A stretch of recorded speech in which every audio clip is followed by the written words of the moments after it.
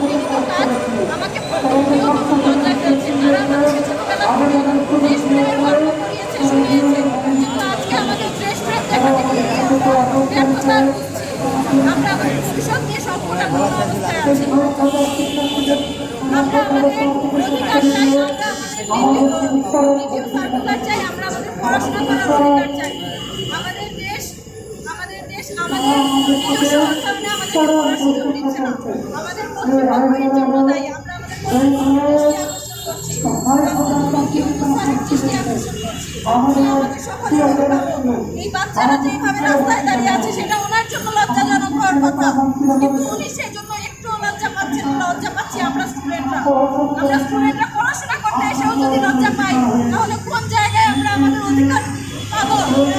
আমরা প্রতিনিয়ত দুর্নীতির শিকার হচ্ছি, সেটাও মানুষ হাসি মুখে বলছে যে আমরা দুর্নীতি করছি, কিন্তু আমরা যখন তাকে অধিকার চাচ্ছি, আমাদের পড়াশোনা করার অধিকার, তখন তারা আমাদেরকে অধিকার দিচ্ছে না।